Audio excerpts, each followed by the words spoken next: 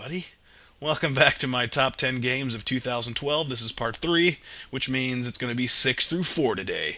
Amazing. Let's start with number 6, and it is Dishonored.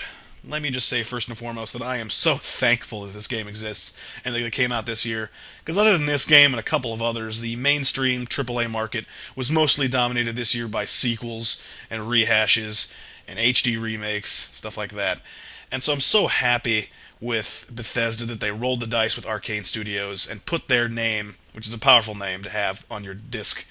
They put their name on this game so they would ensure that it would get a lot of attention, that it would sell a lot of copies, because this game this year is unique and very necessary, and it's a new IP, and it was basically a breath of fresh air, more or less. And the reason this game is so excellent is almost hard to pin down. It's hard to define why I enjoyed it so much, in my opinion. But from a gameplay standpoint, it's excellent. That's easy to define enough. Basically, it's a first-person action game with stealth elements involved, like last year's Deus Ex: Human Revolution. Only it puts you in a much different world. And I think the reason the gameplay is so addictive and attractive and fun is it puts you in a room with an objective. Let's say you need to get to the other side of the room. Really simple idea here. And obviously not all the scenarios in the game are like this, but just bear with me a second. I'm just setting up a scenario for you. You need to get to the other side, and it's full of enemies, and you have a crazy amount of abilities and weapons at your fingertips that you can use to reach your objective. You have this freaking sweet concealed knife that you can go around and stab people in the neck with. You can, if you want to go non-lethal, you can choke the life out of them and stash their bodies in a place where they won't be seen. You can use your dark powers to possess one of the enemies and lead them to another area, and then take them out that way. You can rewire a defense system so it kills all of the enemies instead of hurting you. You can go in guns a-blazing. You can come with crossbows. You can come in with grenades. You can come in with these crazy the crazy spring traps that shoot shrapnel everywhere. It's just like, it goes on and on and on, and there are so many, even in the environment of the world, there are branching pathways, just a crazy amount of ways you can finish your objective. And I think the freedom it gives you is what makes this game, at least from a very easy to define gameplay standpoint, so attractive. Now, in the bigger, overarching great way, I think it's the game world that makes it so attractive, and it reminds me of BioShock a little bit. I don't know why. I think it's a little bit of the juxtaposition of two otherwise disparate elements. You have, here it's like Victorian-era England with this dark steampunk and this like dark magic. And it mixes these two into a game world that's just so much fun to be in. And that alone is something that's hard to pin down and hard to get right. And Arcane did it here with Dishonored. Excellent job on this game. Yeah, good job, guys. The story is pretty simple. You play Corvo Attano, the man behind the creepy skull mask there in the front. Although you don't start that way. You are the bodyguard for the Duchess of Dunwall. And on your watch, these guys appear out of nowhere, kill her, and then disappear. And so obviously you are blamed for it, and you wind up in prison. Well, it comes to your knowledge that this whole thing was a setup, that you were framed so this other dude could rise to power and become Lord Regent of the realm. And so you and a bunch of other countercultural cohorts devise a plot to take him and all of his supporters down. And that's the story, that's the basis for the missions. And you can choose to go either lethal or non-lethal. I went mostly non-lethal, and that's tied in a little bit to something of a morality system. The more people you kill, the more corpses there are, so the rats spread more, so the plague infestation spreads, so there's more people infected, and the city in general becomes darker. So it's called chaos, and I went mostly low chaos. I killed a few people, but I used the non-lethal routes for all the main targets. And just that alone invites you to play the game twice to see what happens both ways. But honestly, you could play the game like 8 different times because there are so many different paths that you can take and choices you can make. And I think that's what's really important here. And maybe that's also why it feels a little bit like BioShock, is that it allows you so much freedom in your decisions. So yeah, great freaking game. Dishonored, check it out. Alright, next up, number 5. The game that made me cry. How about that for a vote of confidence? It's number 5, The Walking Dead. I don't have anything to hold up, so game footage? I got another good one for you.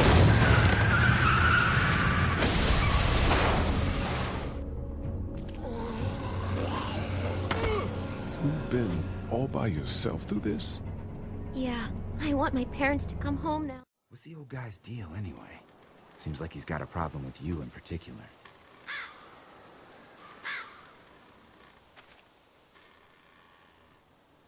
He thinks I'm a danger to the group and Clementine.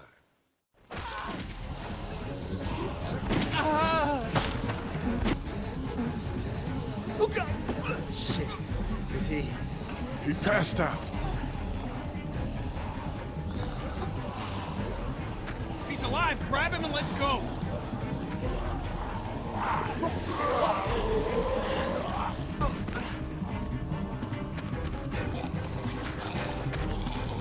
Behind you!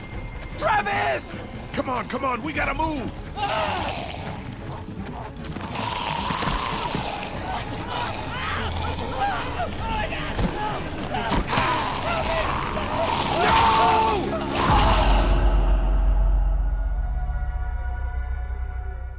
Where do I even start with The Walking Dead? Let's just say 2012, whereas past couple years, last year specifically, with its Uncharted 3s and its Skyrims and its Batman Arkham Cities, I'm going to remember that year as games that really hit me in my head. It took me into a specific headspace, brought me into a world that way. Whereas a lot of the games this year took me in, embraced me through my heart and my emotions. And I know that sounds kind of cheesy, but I'm being dead serious. And there is no game that did so more effectively and more brutally than The Walking Dead.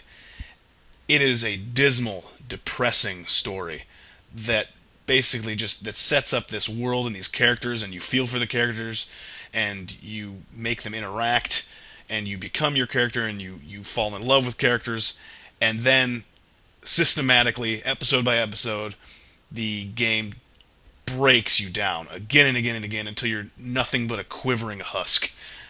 And I'm dead serious. Anyone who has seen the show or read the comic books is going to know that Telltale, the developer here, is going to mine the same territory of just a squalid, unhappy, post-apocalyptic world. And it is so incredibly effective in game form, and hats off to Telltale for doing it. This game is significant for a wide variety of reasons, most of which are emotional, but also just the fact that they are reinvigorating the adventure game genre, a genre which hasn't seen standout titles in ages. I mean, you think back to like Grim Fandango and Full Throttle. That was the golden age of adventure games, but nowadays that gameplay doesn't really appeal to a lot of people. The whole find discrete items A, B, and C and use them on discrete items D, E, and F, and it's just that kind of thing is not really going to fly too much and not get popular. But Telltale here wisely ditched that kind of adventure game and stuck with the core of it, which is about exploration, and applied the mechanics of an adventure game to fostering relationships between the characters, dialogue, and making some really, really tough decisions. Shortly after the footage I just showed you, you're left with an incredibly terrible decision. It's incredibly difficult, and it shouldn't be, because these are freaking game characters who carry. Basically, you have 7 or 8 survivors with you in your group, and you only have 4 food items, and you are tasked with rationing out the food. And you know that some people are going to get mad at your decisions here. And boy, I sat there and this is a game here. I shouldn't be this emotionally invested. But I sat there and I thought about my decision long and hard for 20 minutes maybe. And not since 2010's Heavy Rain had a game made me sit and think about my decision that much. It was awfully kind of the game to allow me time to think about the decision, because a lot of times the game is like, okay, here's terrible decision A, and here's terrible decision B. You know that the repercussions of either one are going to resonate and make you feel really, really shitty. Now here's 3 seconds to decide. Enjoy. It's just stuff like that, and the way that the story plays out, and how utterly hopeless your situation is in this world. And and it was released episodically, month after month. I kind of play them all in one big chunk. I played them. I think I played like one episode every couple of days. Is how I did it. And you can beat the episode in like anywhere from 2 to 4 hours, I think. And I think it benefited from that episodic release because it gave you time to stew, think about your decisions. And I almost wish I had experienced it that way, as month by month, instead of just with a couple days in between each. And if this game's crowning achievement is the character of Clementine, and I don't want to get too much into the actual story because I don't want to spoil anything for anybody. But Clementine is this young girl who the main character, Lee, your character, meets early on in the story, and befriends and sort of becomes a guardian too. And the relationship that Lee builds with Clementine, and that you, the player, build with Clementine, is incredible. So real, so emotionally driven. I don't think I've ever felt that way for any character ever before. And it was almost like it was effortless. It's like, why haven't people figured out how to write characters this well before? I don't know if it was the voice actor or the writing. It was probably a combination of those, but I fell in love with this kid. She was just an excellent, excellent character. And that's all I need to say. The Walking Dead is great. Alright, number 4, another downloadable game, so here comes more game footage, was Journey.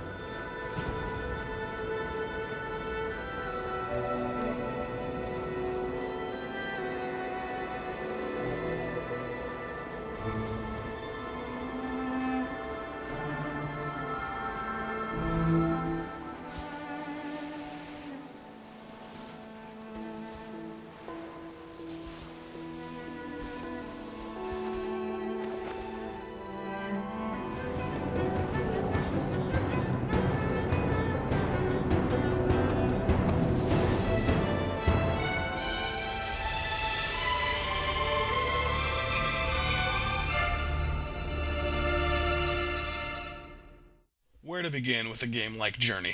Let's start with the easy stuff, the aesthetics. Clearly you can see from that footage that the game is absolutely beautiful, and it does so without looking like all the other indie titles that come out, with their big-headed protagonists and the sprite graphics and stuff like that. It's a game that doesn't look like anything else, and is incredibly gorgeous and unique. And it's that aesthetics mixed with the history of the world that you learn throughout the course of the game without any dialogue. There's no text in this game at all except the freaking credits and the title at the beginning. No text at all. It's a completely textless story. And it just immerses you effortlessly. And again, another aesthetic, the music. I think this soundtrack is one of the most effective and deeply important soundtracks I've experienced in a game to date. It just rises at all the right times, like when you're sliding down the dunes that I showed you, it picks up and it feels very fun. And then when you sink down into the underground, it quiets down and gets into these smoky lows. And then near the end of the game, when you're on the snowy mountain climb, it's bleak and not hopeful and sometimes non-existent. And it just hits at all the right spots. And I think without the soundtrack, this game wouldn't be as good as it is. So hats off to the people in charge of just the aesthetics of it.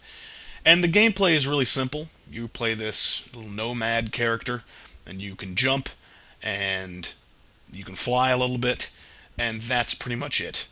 You can make these little chirps, and that's the game. But I think it's the sense of the exploration and the journey, if you will, that really makes this game excel head and shoulders above all the other games I've mentioned so far this year. And it just puts you in this world and lets you explore and lets you experience this narrative that's incredibly emotional. And it's just the journey of you going towards this peak, and that you know immediately what you're trying to do without the game saying anything. There's this mountain in the distance with this crack down the middle of it, and that's where you're headed for some reason. And now it's time to go. And there's another part I just need to talk about immediately. It's like I want to talk about this.